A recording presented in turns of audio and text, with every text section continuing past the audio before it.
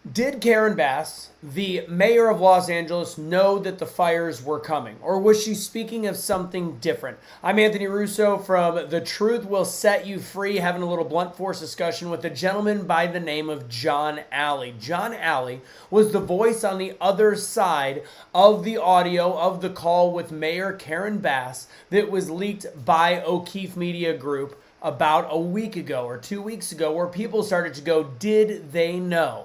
Did they know the fires were coming? I'm going to go ahead and start this by showing and playing the audio that was played on O'Keefe Media Group. With that said, as much as I do like James O'Keefe and O'Keefe Media Group, I do think that there was some manipulation in the order of the audio that makes it a little bit confusing, and there might be more to the story. Was the conversation about MacArthur Park? It was about it originally, but was her warnings valid towards it? I will be playing the audio in its entirety and the actual raw video from John later in the show. But first, we're going to go ahead and start with the audio that got everybody in an uproar, including myself, regarding whether or not Karen Bass knew the fires were coming. In terms of my trip, just so you know, I'm missing 2 work days. That's it. And if President Biden extends me an invitation, I took it. And hopefully you can read in between the lines. But I would just appreciate and it's hard for me to tell you this, but hold tight. You will understand soon.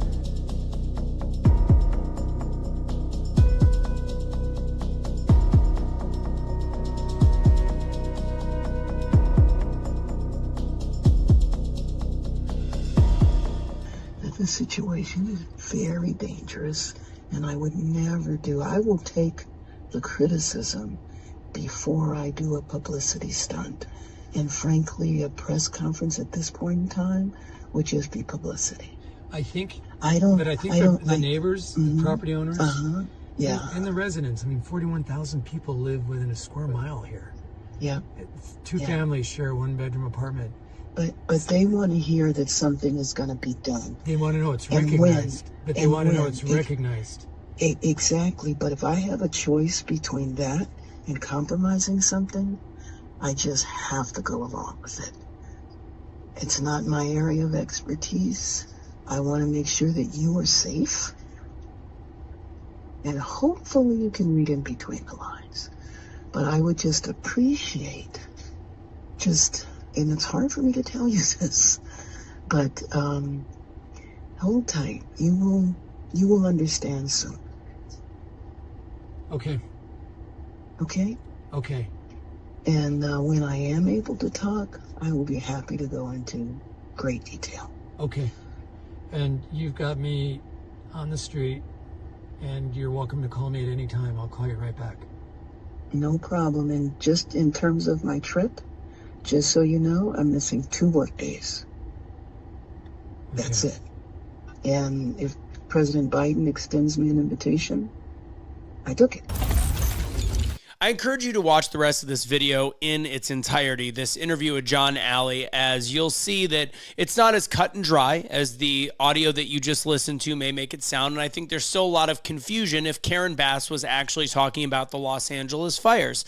You'll have a little bit more knowledge of the totality of the situation going on out there, which is a blatant view of the complete and utter failure that is LA and Karen Bass, but it may not be exactly what it seems, and I encourage you to make your own decisions with that. So with that said, like this video, share this video, do all the things with this video. I encourage you to follow me on Instagram, Truth Will Set You Free USA.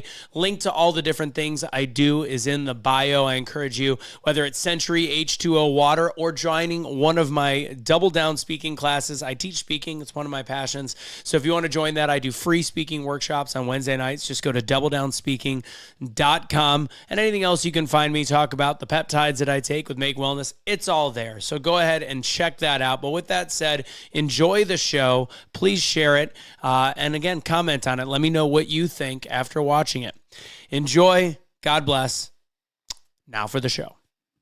What's going on, everybody? It's Anthony from The Truth Will Set You Free. I don't get to do a ton of political stuff anymore, but here I am. I'm back because, as many people know, I had a video that went relatively viral just talking about Karen Bass and the audio that was on the James O'Keefe media group page, where there was a lot of confusion about the fact it seemed like Karen Bass may or may not have known fires were coming. And to be honest, we're going to talk a little bit more about that audio because I have the honor of having John Alle with me, who is the person that was on the other line of that phone call. And I want to be very clear. The more I've listened to it, the more I am confused exactly what she was talking about. I think that we will delve into the idea that there is a lot of issues in Los Angeles, in the area around MacArthur Park, in the area at the city as a whole, on top of what happened with the fires. And I'm going to let John speak to the fact that we really still don't fully know what the call is, but we can kind of get into it a little bit. And we will play that call for everybody off of the actual phone that he recorded it from, not the James O'Keefe version, which was slightly altered as I listened to it based on timing. So anyways, John, you own multiple properties, which is how you got in contact with Karen Bass, why people I guess why that conversation even happened, and you had multiple calls with her. But go ahead, if you can do me a favor, do us a favor, introduce yourself to everybody if you can. Sure. I'm John Alle. I'm a property owner. I own and manage about 1 million square feet, all in LA County. So all my eggs are in one basket. And when properties aren't performing, it's usually due to socioeconomic reasons. We learned this 4 years ago in Santa Monica when we had the riot. I lost a building to fire, a good portion of it, got very involved there, and still recovering there, and formed a group of 5,000 residents and businesses called the Santa Monica Coalition, which is a project of safe cities.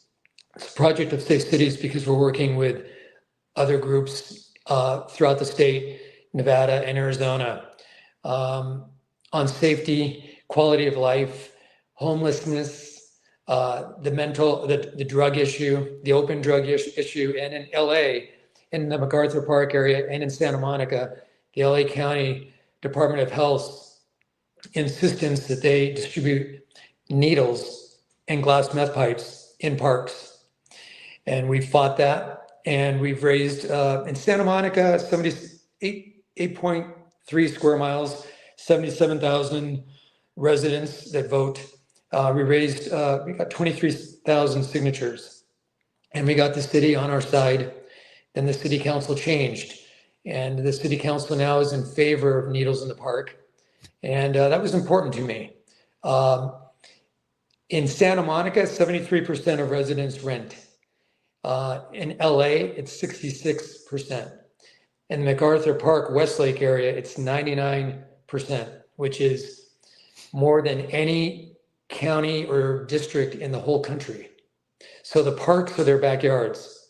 And right now, everything is a mess. It's very dangerous.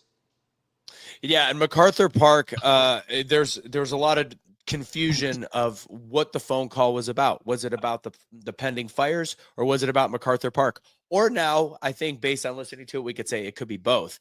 Before I play the audio, the properties that you own, you also own you own the storefront or the place of the one of the more famous delis in that area that can't even operate at full hours because of the crime. What's the name of that deli again? It's called Langer's Deli.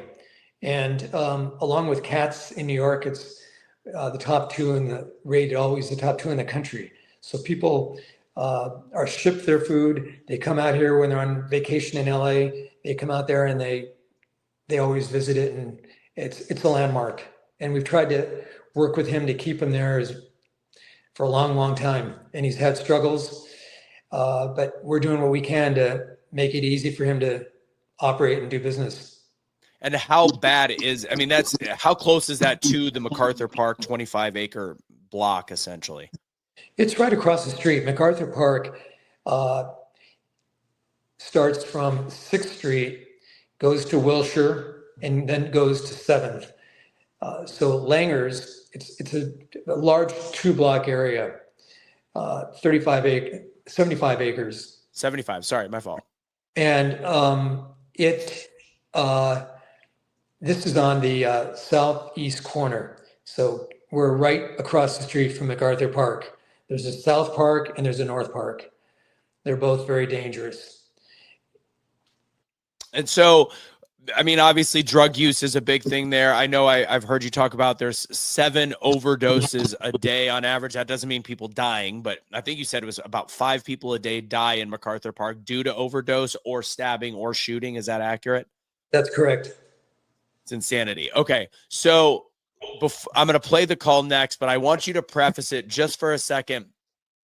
What was your relationship with Karen Bass going into this phone call, and also what had transpired in the time leading up to when you decided to start recording? Because I know there's a lot you talk about that we're not, unfortunately, not on the call. But I want you to just kind of preface it, what was going on in the call, and then we'll start with and then we'll do the audio after that. Sure. I had reached out to Mayor Bass 7 or 8 months prior and explained to her what the problems were there. I told her this is a key section of our city. It's the core of LA. And her residence, the mayor's residence, is probably not more than 3 miles away. It's on her way to City Hall, but she didn't have any idea of what was going on. And she and I would talk maybe once or twice a week leading up to January 4th, the call that you're going to play, or part of it, talking about what was happening, what the ideas were. I invited her to ride along with me between 6 p.m. or 10 p.m. and 6 a.m. in the morning with a police escort following us so she'd get an idea. She didn't want to. I explained that the streetlights, 49% of the streetlights are out. When streetlights are out, I explained bad things happen. People do really bad things. I explained that every night on the building side of the street and in the park, there are 5 to 10 fires at one single time. And there are 18-inch ankle height fires that are used for meth. And the rest are bonfires. Who knows what's going on, but they're all going on simultaneously. And she was not aware of that.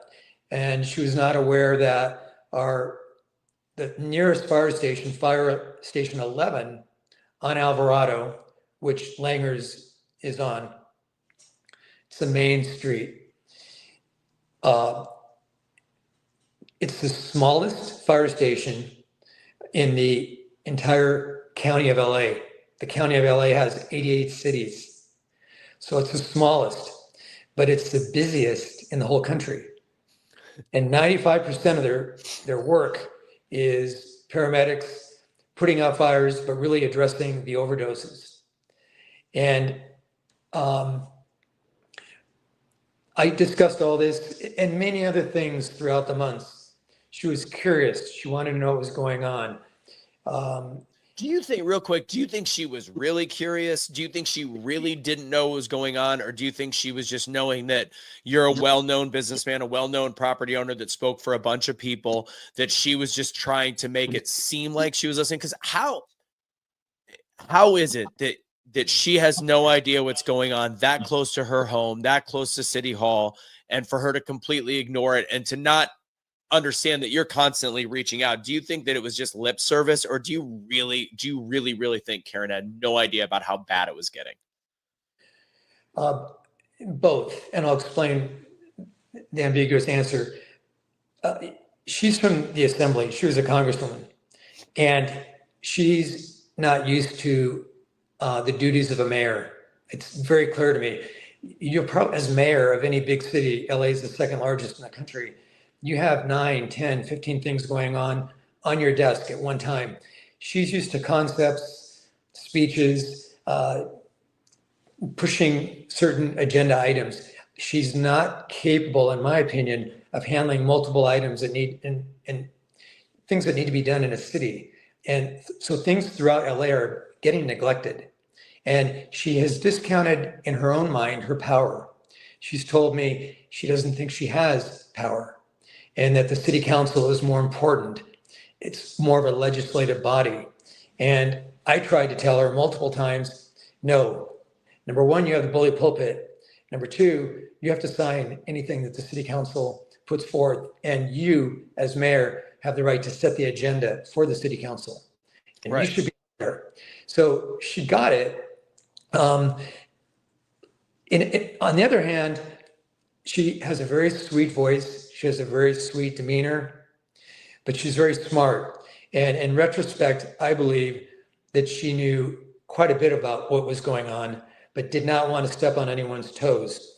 She did tell me she was not speaking with the councilwoman in that area. Her name is Genesis Hernandez. She's a prominent member of DSA LA. Democratic Socialists in LA is as large as where it started in Venezuela. And she wasn't speaking to her at all. And they haven't spoken, which is real dangerous. And in the last conversation I had with her, I said, you know, when you're not speaking to council members, when you're not speaking to the police chief, bad things happen. It happened in 1992 riots in LA. It happened in the 2020 riots in Santa Monica.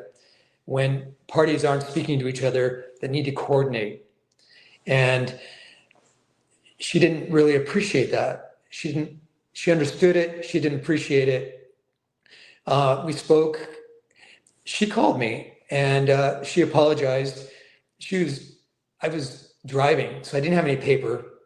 She caught me a little bit off guard. I pulled over, but I didn't have any paper to make notes. And the conversation was just flowing. It lasted maybe about 20 minutes. And what she was saying was so obnoxious and in a whispered, sort of a hitman whisper type of voice. When someone whispers, they're hiding something. Right. And I can understand if she was on the plane waiting to take off, why she'd be whispering. She'd probably have to talk louder over the jet noise, but she whispered, and you'll play the call later. But I pressed her on other issues. I pressed her on the fact that I asked her if she could stay home. I said, you're going to Ghana. You're going to Ghana, and Ghana's less of a third world city type of place than LA is. We're in worse shape in LA. And I said, she said, well, the president's asked me to go, Joe Biden. And when the president asks you, you go. And I said, I understand, but you promised when you became mayor, you wouldn't take any more trips to Africa. You would stay focused on LA. And surely there's a representative for 5 days that can go on your behalf. And she said, I'm only going to be gone for 2 work days. This was in the beginning of the conversation. The end of the conversation, she sort of got a little bit more flexible, a little bit nicer in her tone. And which is what we have the recording of, which is where you were a little bit nicer, but I could hear a little, we'll hear it. I could hear a little bit of passive aggressive at the end when you're like, be safe. Like I could hear that you weren't fully invested in the fact that you're saying when the president calls you, you gotta go. But yeah, we'll play that in a second. I said, Mayor Bast, being a mayor is a 24/7, 7-day-a-week job. And, you're not off on Saturdays and Sundays, and bad things are going to happen. And I said, the other thing that bothers me is you have a deputy mayor who's on leave. His name is Brian Williams. And I said, I was surprised he represented you in the swearing in of our new district attorney, Nathan Hochman. You were the only elected representative not to be there in LA. Your office is right across the street. You sent him. I said, that kind of bothered me. I was in the 8th row and I watched, and she said, why does that matter to you? And I said, because he's on suspension. He's on suspension for alleged 2 bomb threats at the airport and LA City Hall. And what also bothers me is he's on paid leave while he's being investigated by the FBI. We don't know how long that's going to take. And I said, he's in charge of police, fire, and homeland security for our city. So without you here, and without him, Nothing. We have nothing. We're in danger. It's with not the pending Santa Ana winds coming, and and this is, I promise to anybody watching, this is the last thing we'll do before we start the before we play the quick Well, I brought 2-minute that clip. up. I brought that up. Okay. It really bothered me. I said, nobody knew we were going to have the fires in the Palisades. Maybe not. But I said, they're making a big deal. This was on a Saturday around 3:30, 4 o'clock. They're making a big deal about winds that are coming on Tuesday and Wednesday, Santa Ana winds. I said, we have Santa Ana winds on a regular basis throughout the year.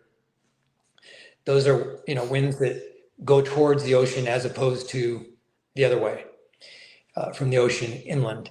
And I said, they're making a big deal, and it would be really awful for you to leave and have a fire destroy buildings in the MacArthur Park, Westlake area, and have people die in the park as well. I said, it'd be awful for you to have to turn around, come back, and it'd be embarrassing for the city. She didn't like that either. No. All right, let's go ahead and play the audio again. We're going to play it all the way through, and then we'll talk about parts of it. And I don't have I didn't want to put the James O'Keefe video up here, which again, I love O'Keefe Media Group. I do like James O'Keefe. I do think it was a little bit manipulative in the order they put in, because I want to play from beginning to end and some of the confusion of what the heck was she talking about. So go ahead and here we go. This situation is very dangerous, and I would never I will take the criticism before I do a publicity stunt. And frankly, a press conference at this point in time would just be publicity. I think I don't the neighbors, the property owners, yeah, and the residents. I mean, 41,000 people live within a square mile here. Yeah. Two families share a one-bedroom apartment. But they want to hear that something is going to be done. They want to know it's recognized. But they want to know it's recognized. Exactly. But if I have a choice between that and compromising something, I just have to go along with it. It's not my area of expertise. I want to make sure that you are safe. And hopefully you can read in between the lines. But I would just appreciate and it's hard for me to tell you this, but hold tight. You will understand soon. Okay.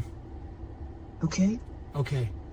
And when I am able to talk, I will be happy to go into great detail. Okay. And you've got me on the street, and you're welcome to call me at any time. I'll call you right back. No problem. And just in terms of my trip, just so you know, I'm missing 2 work days. Okay. That's it. And if President Biden extends me an invitation, I took it. It's the president. This is not yes. We cannot say no to the president. Yeah, this is not a tour. I'm going for a very specific event representing him. Thank you for going. You're welcome, and we will talk real soon, okay? Okay, be safe. All right, thank you. Bye-bye. Thanks for calling.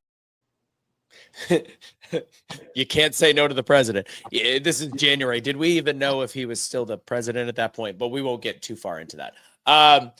So, and also I want to be clear with people. John, you and I talked about your political background. You're a registered Republican that votes Democrat. I think that you're pretty middle ground, it sounds like, on a lot of political things. So it's not like you're just some hardcore Republican that hates Karen. It's not like that at all. You're very middle ground. So there's a couple notes that I took in there. She was very clearly answering to the part of the call in the beginning you mentioned about it being 2 work days. She's trying to stress that it's 2 work days. She tried to come back to that. I do think there was a little sarcasm in your voice when you were saying when the president calls, you have to go. This is the confusion. And I think that James O'Keefe created some confusion with the order in which that he presented the actual call. So as much as I was certain the minute that I heard his version, I was like, she knew the fires were coming. I'm less certain now. My belief system based on that is because it was a call about MacArthur Park, and because you guys had been in conversation quite a bit, and you'd even talked about the fires in MacArthur Park, I think she knew something was coming.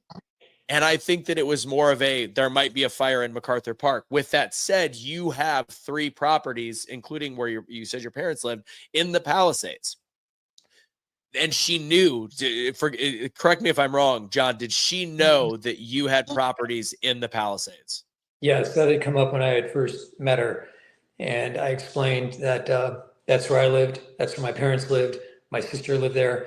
And the rest of my family lived in LA. And in fact, a portion of my family lives 3 blocks away from the mayor's mansion in an area called Windsor Square of Hancock Park. So she called me neighbor. Got it.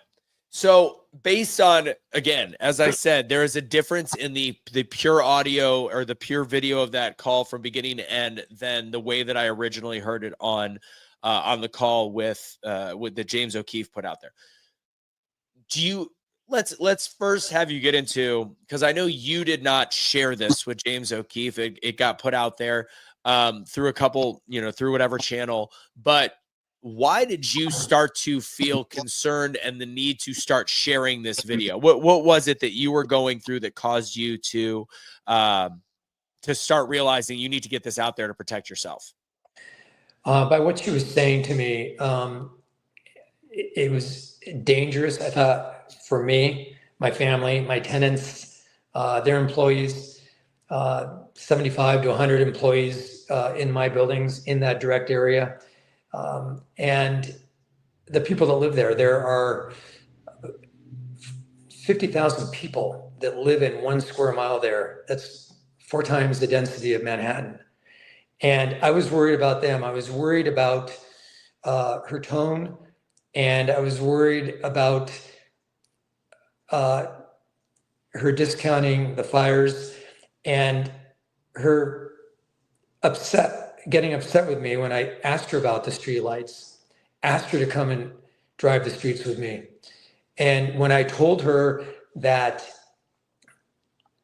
she didn't care, when I told her that I've been threatened and harassed by cartel members outside the country, illegal immigrants that control the vendors on the streets that want the sidewalks. We call them sidewalk landlords. And they control the vendors. The vendors sell stolen goods, from soap and toiletries to radios to anything you want. A watch you can get on the streets of 7th, Wilshire, and Alvarado in the Westlake area of LA. And I mentioned that to her, and I said, I felt to myself in that conversation, I was getting a little stressed or upset. I said, it's one thing to be hassled by a sidewalk vendor and a cartel member that wants a sidewalk and says, we'll pay you for your sidewalk in front of your space. And to say no, and to say, you're not going to stay here. It's another thing to take the same approach from a mayor. And I didn't appreciate it.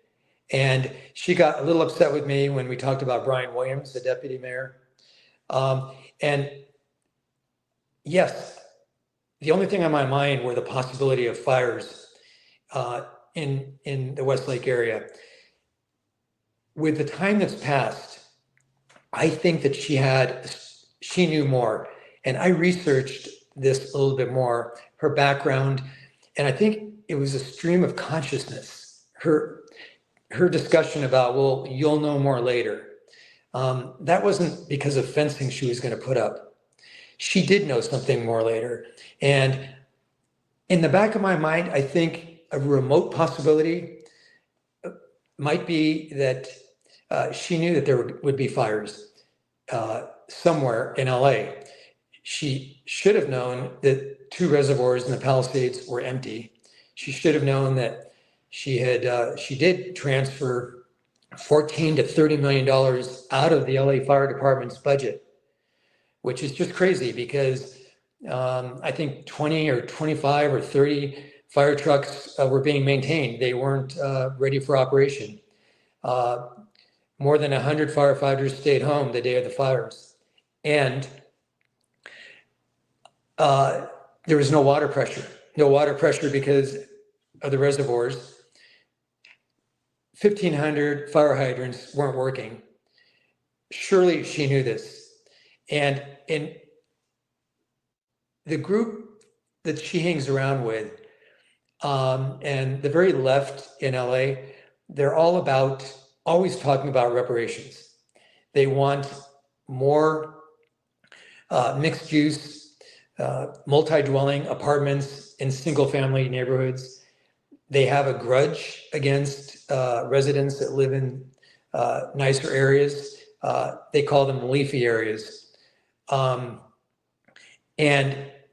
this idea of reparations, and that's been discussed way before the fires, and the fact that some have even called for assistance from the federal government so that they can buy into areas they wouldn't normally qualify for when applying for a loan.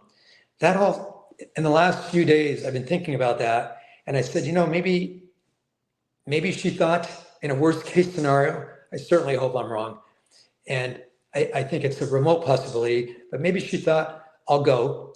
We'll see what happens with the fires. And if things happen, they happen. I can be a hero by saying I'm taking care of it and I stand with you, and we're doing the best we can to rebuild. I think that's a strong possibility.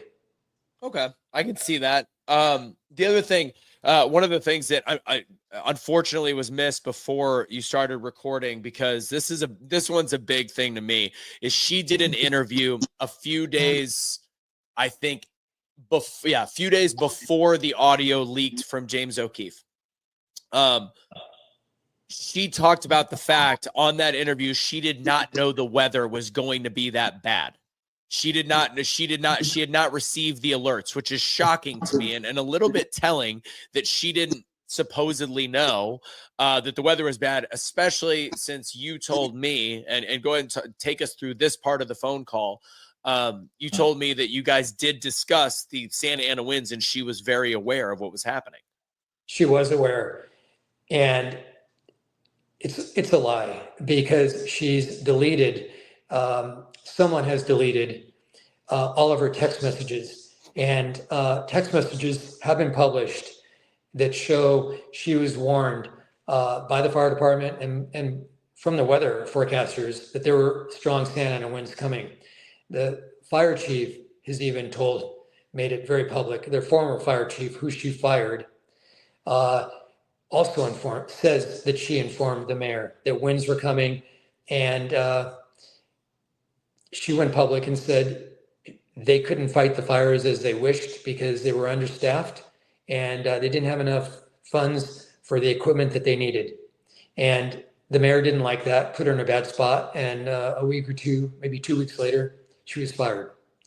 But she did know. So that's not true that she said she didn't know. Absolutely not true. There are text messages out there.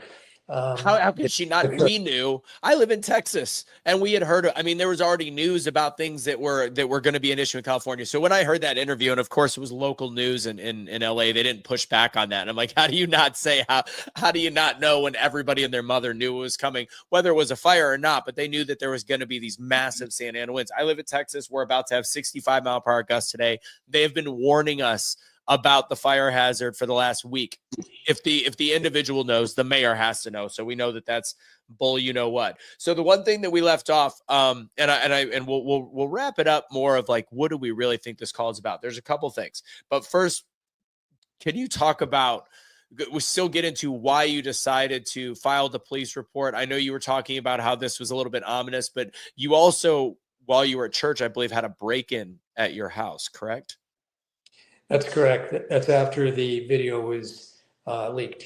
Oh, that's after the video. Okay, I got my timing wrong when we were talking yesterday. Okay, so after the video was leaked, did they maybe assume that there was more? Oh, that makes it really interesting. So did they assume that maybe there was more video than what was shared? Is that what they were possibly assuming? I'm not sure. My computer was smashed. I have 3 phones. One I like to take pictures with, the other one I like to correspond with, and I keep an extra one. One of them was stolen, and it didn't sit well with me, and I felt like I was a target. And nothing else was done in the house. Nothing was taken except every drawer and every cupboard was emptied, and the contents were thrown on the floor. So the church I go to in the Palisades obviously was burned.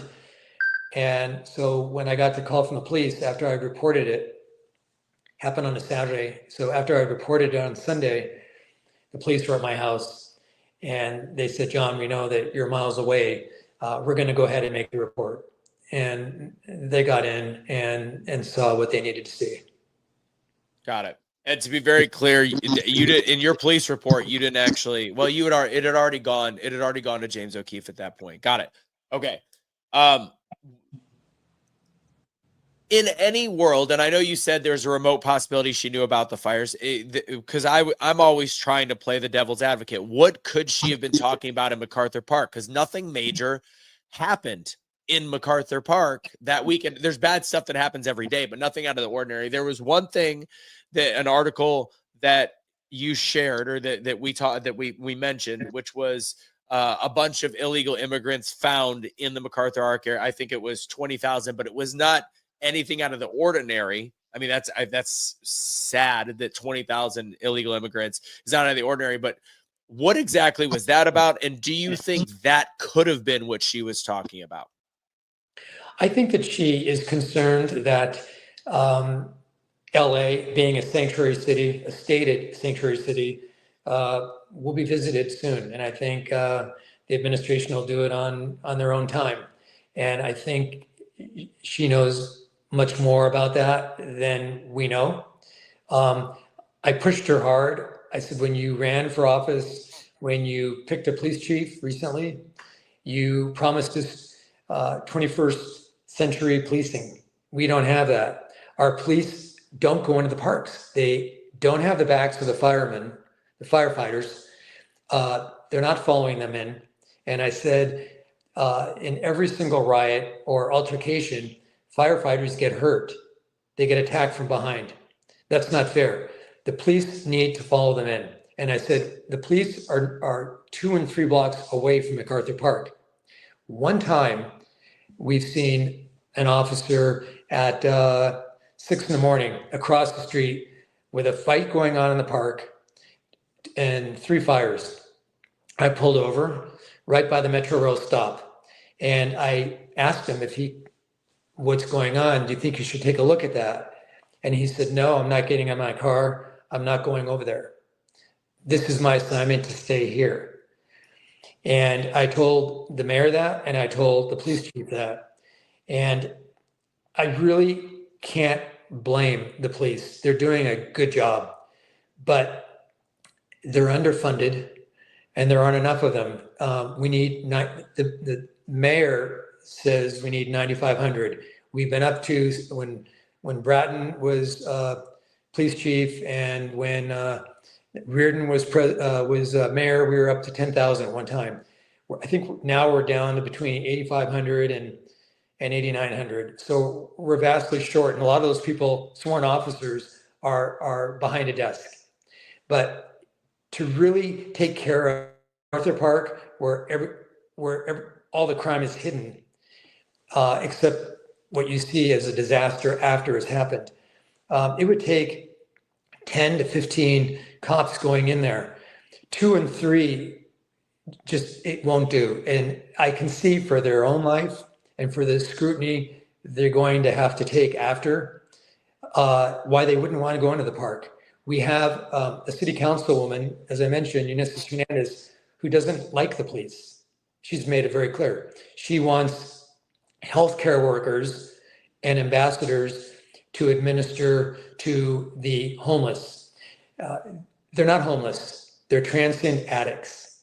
And it's very interesting. They can get the drugs in MacArthur Park and get on the metro, go to Santa Monica, into the 3 parks in downtown in Santa Monica, and resell the drugs for 3 times the price. And they can get there in 20 minutes. If I drive there, it'll take me probably 40 minutes. So that's what's happening. And that's why LA right now and LA County is just a mess.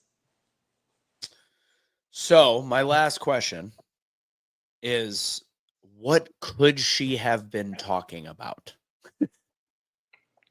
when she says you'll learn soon enough. Again, I'll give you my, based on listening to that over and over and over and over and trying to clear the cognitive dissonance that I got from the very first way I listened to it with the slight misorder. I can't figure out what it was. I personally believe that she knew that there would be a fire event. I actually think that she thought that it would be a MacArthur Park where essentially it was, all right, if there's all these issues, let that area burn down and rebuild it. That's the only way that makes sense to me. There was the 20,000 immigrants that were found. There was a news story a few days later. There was a couple murders a few days, but there's murders every day. So it couldn't have been, I really don't think it was that. The 20,000 immigrants didn't make major news. I don't think that had anything to do with what you guys had been talking about. So I that's the only semi-rational thing I can assume, but even then that's a stretch. But as somebody that's been on the phone with her several times, and this specifically right before the fires, and also as somebody that unfortunately like you have a lot at stake from a business perspective and some of your homes, you lost 3 homes in the Palisades. What do you think she was talking? What was the best idea you could have? She knew there was some pending disaster possible, and she just didn't want to address it. That's what I think. I can't pinpoint it, and I'm not trying to not answer the question. The only other item I can think of, and this is like nothing, is 2 weeks ago, she installed fencing on a sidewalk across from MacArthur Park, just on one side of the street, to discourage vendors from being able to sell their goods. And she made a real big deal about that and thought that that was a great thing. And as she was telling me on the phone, a subsequent conversation, I said, Mayor, right now I'm looking at my cameras on my building, and there's probably 50 to 60 people trying to tear that fence down.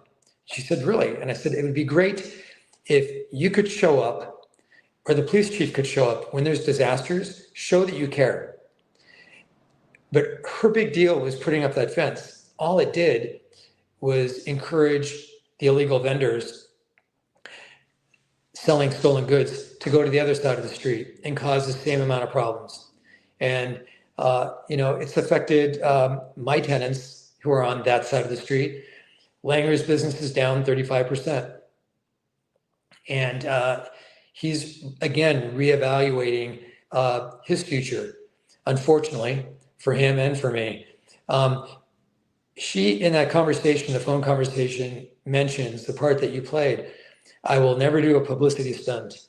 And I kind of pushed her and I said, well, the people that live there, they're good people and they care. They're part of a coalition that I'm working with to improve public safety. I said, they ride the buses, they walk, they have to move every 2 years because the gangs know where they live. I said, that's very unusual to have to move every 2 years. That's a stat. But I said, this is a big deal. Yeah.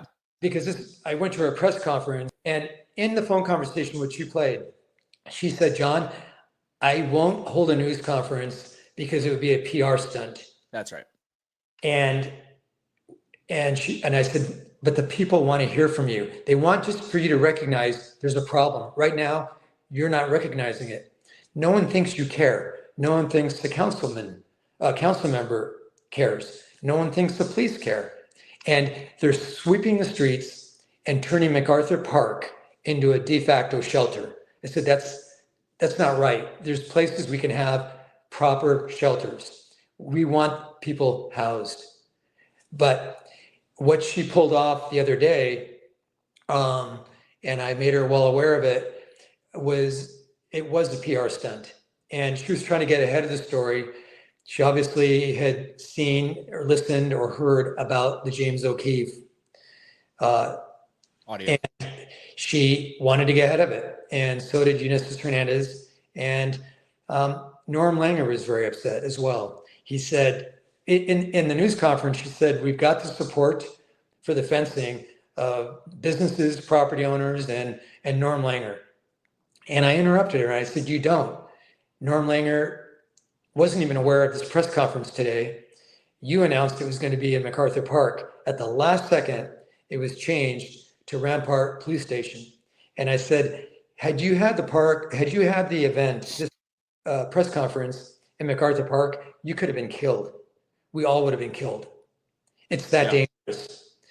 And she just looked at me and then looked straight ahead with a smile on her face. Yeah. I mean, she's self-preservation at this point. It reminds me, because there's, what's the actual number? I don't think we've said it on this. There's 1,400 cartel members in this area. 1,400 gang members. Gang members. There are many gangs. And you can see just from, well, the FBI, and we got our information from the U.S. Attorney General's office. So we didn't. It reminds me of the movie Training Day. That's what I picture. Like literally it's being run like that one street that the police just can't go into unless they're undercover. That's what life imitates art kind of thing.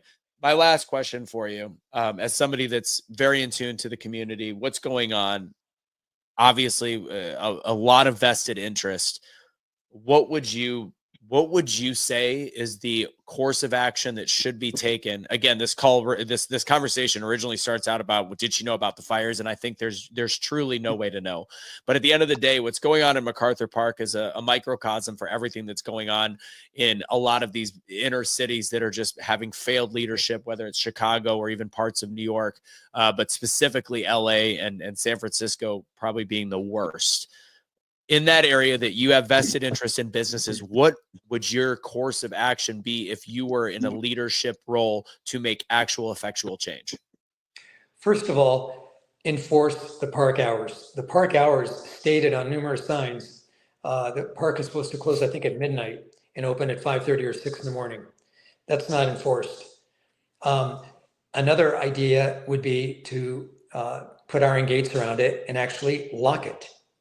But there has to be more police presence, because those people will go to the back alleys behind the buildings where they go now. They'll go on the rooftops. The rooftops are a safe haven. These criminals avoid the police by hopping roofs, and they're very good at it. We've seen it. And even with barbed wire, they know how to do it. The overall solution is, we have two large locations, one about half a mile away at 3rd and Alvarado. It's the former St. Vincent Medical Center. And it's 675,000 square feet. It's a hospital. It was closed. And lots of parking. And it encompasses 2 sides of the street. And we're pushing for that to be a shelter, a place for rehab for drugs, for alcohol, even a job placement center, a safe haven. And we have to do what the mayor is doing in San Jose, saying, we're offering you this place. We're going to follow Gavin Newsom's executive order to follow the Grants Pass Supreme Court decision. You either accept help and we'll drive you. You can get in a nonprofit van and go to St. Vincent's, or we're going to arrest you and we're going to put you in jail. But you can't stay on the streets and terrorize people day and night. The other location we have, also within 20 minutes of any city in LA County, is in Downey. It's the South Campus of the Rancho Los Amigos Hospital. And Mayor Bass, in a tweet, I think in August, I got really enthused, and we talked about this. She tweeted, that campus could be opened in 3 days. We could bring portable potties. We could bring portable mini houses. We could bring tents. We could get people off the streets and offer them a safe place. And nothing has happened. That's controlled by the county. We have a board of supervisors that wants to see that turned into office space, which is not really a great idea because we don't need any more office space in LA. We have a big vacancy rate, but that's a perfect location. It's interesting, the location at 3rd and Alvarado, it's owned by the owner of the publisher of the LA Times. And how did that come to be? He was he's a medical doctor, an inventor, and he was on the board of the foundation that owned St. Vincent's. St. Vincent's is close to Good Sam. It's close to, there are a lot of hospitals in the area. Good Sam used to be Holy Presbyterian.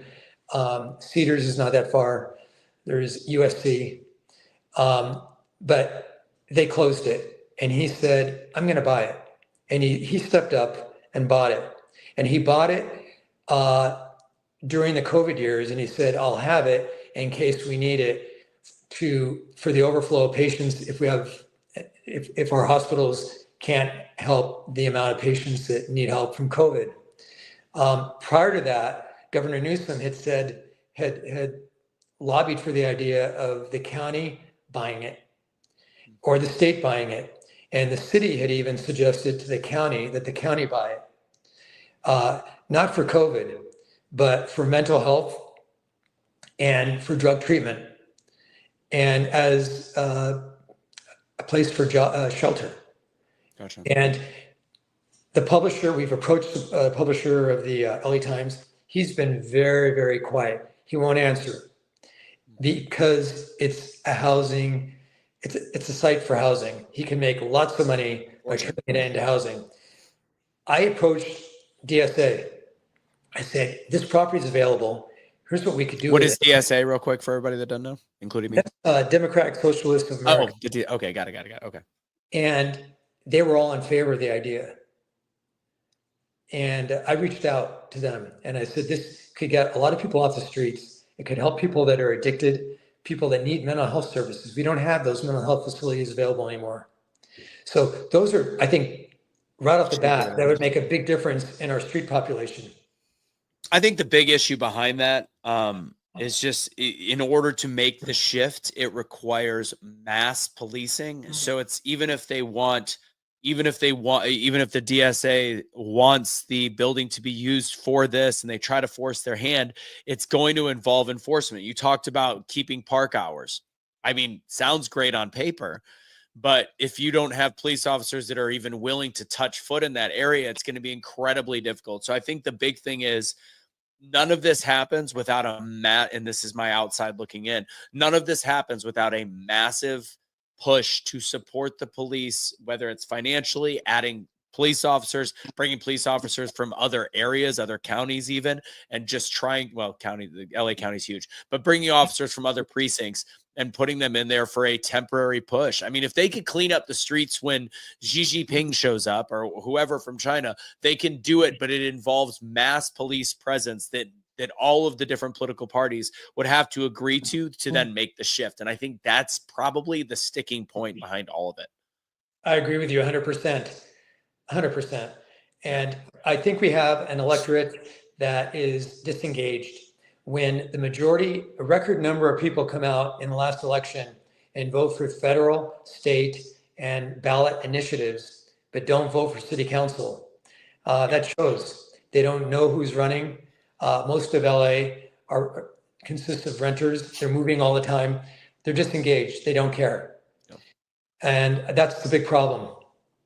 Got it. All right, John, I've appreciated your time. Before I let you go, is there anything else you want to say before we wrap up? No, thanks for the opportunity. I love listening to you. Thank you. I appreciate it. We'll go ahead and make sure this is up pretty soon. Thank you, John. Thank you for the introduction. I won't say from who, but thank you guys for being on here. And hopefully this sheds some light. And again, I do like James O'Keefe, but I think that there is a little bit of confusion on what the audio was about. And I think there's a lot more to it. And in the end of the day, whether Mayor Bass knew about the fires or knew about a mass event, I don't think it's super clear. At the end of the day, though, you're looking at the problems that are going on in LA County, and people in that area know about it. People in the rest of the country just think it's a SHIT hole. But I think that what the biggest issue is policy and actual government are not doing what they need to do to help business owners, homeowners, renters, etc., to actually stay safe in what has now become a third world country in the United States of America. Thank you guys for joining. John, I appreciate your time. Thank you.